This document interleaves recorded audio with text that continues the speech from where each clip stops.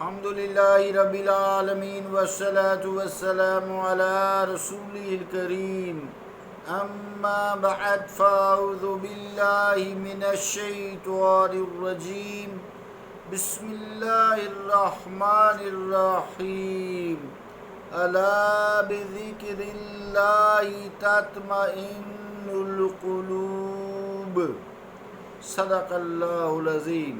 واجب الاحترام سامعین، السلام علیکم ورحمۃ اللہ وبرکاتہ۔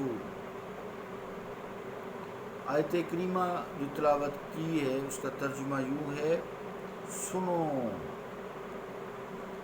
اللہ کے ذکر میں دلوں کا اطمینان ہے، اللہ کا قول سچا ہے جو بڑی ہی عظمت والا ہے۔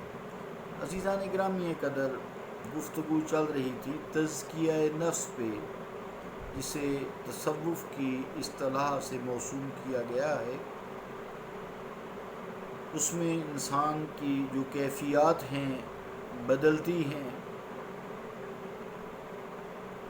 جیسے مشاہدات ہیں، وجدانیات ہیں، دل کی کیفیت بدلتی ہے، جس میں ذکر الہی ہوتا ہے، جس سے دل پاک صاف ہو جاتا ہے۔ حدیث میں آتا ہے کہ ہر چیز کی صفائی کا ایک آلہ ہے، دل کی صفائی کا آلہ اللہ تعالیٰ کا ذکر ہے۔ ذکر اللہ تطمئن القلوب۔ اب یہ جو کیفیات ہیں، جو کہ انسان جب تزکیہ نفس کرتا ہے، یعنی تصوف کا راستہ اپناتا ہے، ذکر الہی کرتا ہے، تو اس کے اوپر جو کیفیات ہیں اس کو بیان نہیں کیا جا سکتا، اس کے لیے الفاظ بنے ہی نہیں ہیں، ہے ہی نہیں، نہ بندہ بتا سکتا ہے نہ لکھ سکتا ہے۔ جیسے کہ میں نے آیت میں پڑھا تطمئن القلوب، دلوں کا اطمینان۔ اب جس کو دلوں کا اطمینان ہے اس کا چہرہ تو چلو پڑھ سکتے ہیں، لیکن کچھ لوگ اعصاب مضبوط کے مالک ہوتے ہیں، وہ جتنی بھی پریشانی ہو چہرے سے عیاں نہیں ہونے دیتے۔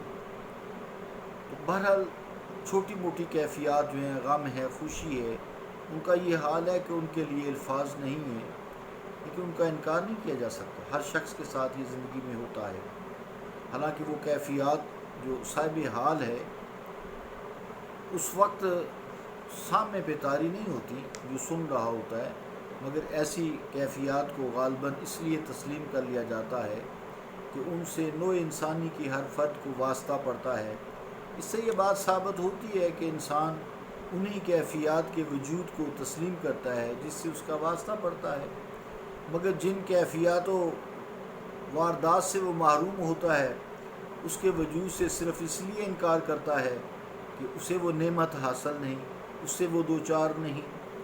یاد رہے کہ خوشی اور غم جیسی کیفیات کا تعلق تو عالمی اجسام سے ہے۔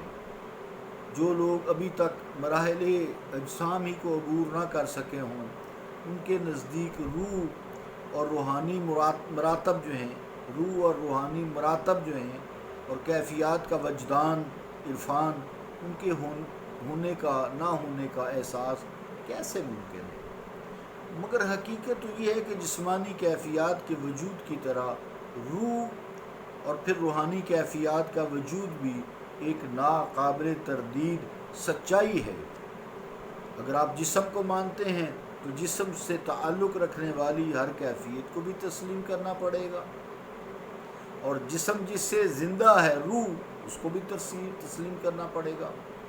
مثال ہے جسم کی کیفیت، جیسے بخار ہو جاتا ہے، نزلہ ہو جاتا ہے، جسم کے کسی حصے میں درد ہے، ضعف ہے، نظر ہے، بصر جسے کہتے ہیں، بدنی طاقت کمزوری ہے، خوشی، غم، درد، ہجر، جدائی، ملاقات، واصل ہونا، یہ سب روح کے وجود سے ہیں۔ اگر روح نہ ہو تو اس میں کوئی ایسی بات نہیں کوئی بندہ محسوس نہ کر سکے، ان کو معلوم نہیں کیا جا سکتا، محسوسات کیا جا سکتا۔ یہ ساری جتنی میں نے کیفیات آپ کو گنائی ہیں، غم وغیرہ، خوشی، تو اس کی ان کیفیات کے وجود کو بھی ہمیں تسلیم کرنا پڑے گا۔ اگر روح کو تسلیم کرتے ہیں تو روح کے اوپر جو طاری کیفیات ہوتی ہیں ان کو بھی یقیناً تسلیم کرنا پڑے گا، اس کے علاوہ اور کوئی چارہ نہیں ہے۔ جن کا تعلق روح سے ہے اور پھر ظاہر ہے کہ روح سے تعلق رکھنے والی کیفیات کو روحانی کیفیات کے الفاظ سے ہی تعبیر کریں گے نا. یار اس پہ بڑی روحانی کیفیات کا دورہ ہے، لیکن وہ بتا نہیں سکتا میرے اوپر کیا روحانی کیفیات ہیں. محسوس ضرور کر سکتا ہے، کوئی معلوم بھی نہیں کر سکتا، اور جس کو وہ معلوم اور محسوس ہے وہ بتا بھی نہیں سکتا. وہ اتنا ہی کہہ سکتا ہے تانگا کہ یار یہ تم کر کے دیکھو، میں نے یہ کیا ہے تو میری یہ کیفیت ہوگی، اب تم بھی کرو اور مزہ لو، دل کو مطمئن کر لو. الا بذکر اللہ تطمئن القلوب. تم بھی محسوس کر لو، یہ کوئی مشکل کام ہے، اللہ کا ذکر کر لو. اللہ نے کہا بھی ہے یا ایھا الذین آمنوا اذکروا اللہ ذکرا کثیرا، اے ایمان والو اللہ کا ذکر کثرت سے کرو. تم بھی کر لو. تو جب روح غیر مرئی ہے اور غیر محسوس ہے، اسی طرح اس کی کیفیات بھی نظر نہیں آتی. غیر مرئی کو تو نظر نہ آنا، اور غیر محسوس ہے، دوسرے کو محسوس نہیں ہوتی، جس پہ طاری ہم سے ہی محسوس ہوتی ہیں. اسی طرح عزیزان گرامی قدر، جس طرح کوئی شخص روح کی حقیقت کو دیکھے اور سمجھے بغیر اس کی موجودگی کا قائل ہے، اور اسے محسوس کیے بغیر اس کے وجود کا اعلان ہم کرتے ہیں کہ روح ہے، اسی سے جسم زندہ ہے، اسی طرح آپ کو روح کی ان غیر مرئی اور غیر محسوسات کیفیات کا بھی اقرار کرنا ہوگا، جو غم، خوشی، بخار، نزلہ، زکام، یہ ساری چیزیں جو محسوس ہوتی ہیں، تکالیف، درد، ہر ایک کو ہوتا ہے یہ تو. ورنہ یہ تسلیم کرنا پڑے گا کہ روح کسی کیفیت یا کیفیات کی مالک ہی نہیں ہے. حالانکہ روح لا محدود کیفیات کی مالک ہے، بلکہ اس میں مکمل شعور پایا جاتا ہے. اس طرح انشاءاللہ تعالی ہم کل سے روح کے متعلق بات کریں گے، روح کی تشریح کریں گے، آہستہ آہستہ ایک ایک کر کے 8-10 دن لگیں گے انشاءاللہ تعالی. جب روح کو سمجھ آئیں گے تو اس پہ پھر کیفیات کو طاری کرنا، اس کو سمجھنا آسان ہو جائے گا، تزکیہ نفس کرنا آسان ہو جائے گا. اللہ تعالی ہمیں عرفان الہی نصیب فرمائے. صلی اللہ تعالی علی رسول خیر خلقہ محمد وعلی آلہ واصحابہ اجمعین برحمتک یا ارحم الراحمین.